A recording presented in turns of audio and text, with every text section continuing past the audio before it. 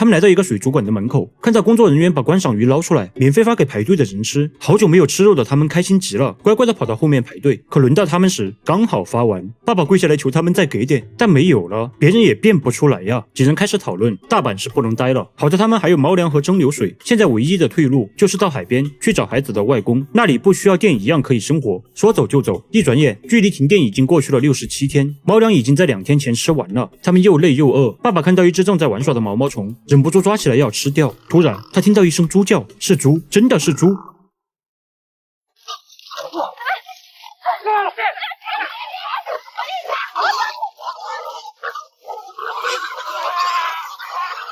一家人拼尽最后的力气，终于是把猪给摁死了。可从没杀过猪的他们，把刀递来递去，谁都不敢下手。这时，一个老大爷出现，原来他是这只猪的主人。他下来看猪已经死了，没有多说，直接给猪放了血，然后让一家人把猪拖回他家。本以为到嘴的猪肉就要飞了，可没想到，老大爷不仅请他们喝井水，还做了满满一桌饭菜，见他们狼吞虎咽，看来真的是饿坏了。大爷又端出一盘腊猪蹄儿，终于是吃到肉了。女儿忍不住流出幸福的眼泪。吃饱喝足后，老大爷给他们安排了房间。这天晚上，他们睡得格外的香。第二天，大爷给他们安排了一个任务，因为之前电栅栏停电，猪圈里的猪全跑了，希望他们能帮忙赶回来。一家人受恩于他，当然是心甘情愿的帮忙。经过大半天的努力，所有的猪都被抓了回来，一家人又累又开心。因为老大爷是个独居老人，整天没人说话，很寂寞，所以邀请他们就在这里一直住下来。看着满猪圈的猪，他们有些心动，毕竟现在这个特殊时期，这些个猪那可是宝贝得很啊。但爸爸却表示应该将心比心，孩子的外公也同样是独居老人，以前有电的时候还可以通电话发视频，而现在或许他也在等他们回家吧。于是他们很不好意思地婉拒了大爷。大爷没有多说，默默地给他们装满了猪肉，满眼不舍地目送他们离开。可去外公家的路程遥远且艰辛，在他们过河的时候，父子俩的木筏伞架，爸爸和单超被淹没在了水里，儿子赶紧去抓，可抓上来的只有爸爸的假发，爸爸被淹死了。他们来不及伤心，因为没了单车，只能沿着铁轨步行赶路。烟熏肉的香味引来一只野狗，女儿可怜他，给了他一块，结果没一会儿，一大群野狗闻讯赶来，不仅抢走了他们的猪肉，还想吃他们的肉。危机时刻，一辆不需要电的蒸汽火车路过拯救了他们。他们在车上想起爸爸，正开始泪流满面，却突然看见外面有烟雾，定眼一看，那不是爸爸吗？原来爸爸并没有死，他被冲到了岸边，迷迷糊糊的走了很久，眼看马上就要精疲力尽，他突然听到火车的声音，于是拉开了随身携带的信号棒。在停电的第108天，他们终于是来到了海边，见到了孩子的外公。在接下来没有电的日子里，妈妈学会了种菜，父子俩学会了捕鱼，女儿学会了纺织。虽然没有电，但人们的笑容却变得更多。一晃眼就这样过去了2年。这天清晨，爸爸突然被闹钟吵醒，外面的广播也有了声音，所有人都跑出来看，电回来了。看着路灯都亮了起来，他们并没有欢呼雀跃，因为没有电，生活一样可以继续。直到最后，科学家也不知道为什么会全球大停电，也许是太阳耀斑导致的。